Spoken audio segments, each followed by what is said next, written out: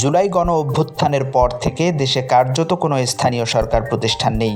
এ মুহূর্তে সব স্থানীয় সরকার প্রতিষ্ঠানের নির্বাচন একসঙ্গে করা সম্ভব। আগামী জুনের মধ্যে সব সমতল ও পাহাড়ের ইউনিয়ন পরিষদ, উপজেলা পরিষদ, পৌরসভা, সিটি কর্পোরেশন ও জেলা পরিষদ নির্বাচন অনুষ্ঠান করা যেতে পারে। শনিবার স্থানীয় সংস্কার কমিশনের প্রকাশিত প্রাথমিক রিপোর্টের সুপারিশে এসব কথা বলা হয়। সুপারিশে বলা হয়, বর্তমানে নতুন একটি স্বচ্ছ ক্যানভাসে নতুন ছবি আঁকা সম্ভব। নতুবা নির্বাচনের পূর্বে অনেক প্রতিষ্ঠানের মেয়াদ শেষ হওয়ার বিষয়টি নিয়ে আইনি জটিলতার উদ্ভব হতে পারে। স্থানীয় সরকার ব্যবস্থায় সংসদীয় পদ্ধতি চালু করার আলোচনা দীর্ঘদিন ধরে জনপরিসরে থাকলেও কোনো সুযোগ সৃষ্টি হয়নি। এখন সে সুযোগ সৃষ্টি হয়েছে।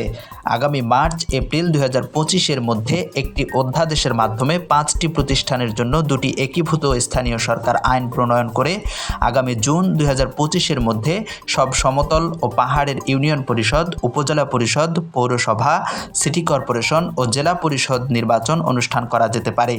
প্রস্তাবিত স্থানীয় সরকার কমিশন এ বিষয়ে বিস্তারিত কাজ এপ্রিলের আগে সমাপ্ত করতে পারে।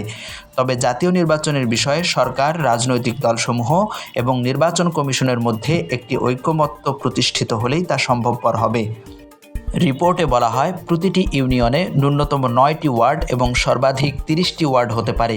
জনসংখ্যার ভিত্তিতে ওয়ার্ড সংখ্যা নির্ধারিত হবে। প্রতিটি উপজেলা ও জেলা পরিষদ নির্বাচনের জন্য 3টি ওয়ার্ডে বিভক্ত হবে, আর প্রতিটি ইউনিয়ন উপজেলার 3 থেকে 5টি ওয়ার্ডে বিভক্ত হবে। ইউনিয়ন, উপজেলা ও জেলার কোনো ওয়ার্ডের কোনো প্রশাসনিক ও নির্বাহী দায়িত্ব থাকবে না।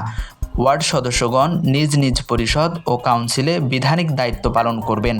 জেলা, উপজেলা, ইউনিয়ন, পৌরসভা ও সিটি কর্পোরেশনের সাধারণ সদস্য নির্বাচনে সরকারি বেসরকারি যে কোনো কর্মচারী কর্তৃপক্ষের অনুমতি সাপেক্ষে স্বপদে থেকেও নির্বাচনে অংশ নিতে পারবেন।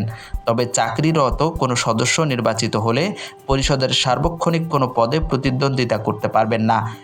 তিনি সাধারণ সভা বা অধিবেশন ও স্থায়ী কমিটির সদস্য হিসাবেই শুধু দায়িত্ব পালন করতে পারবেন।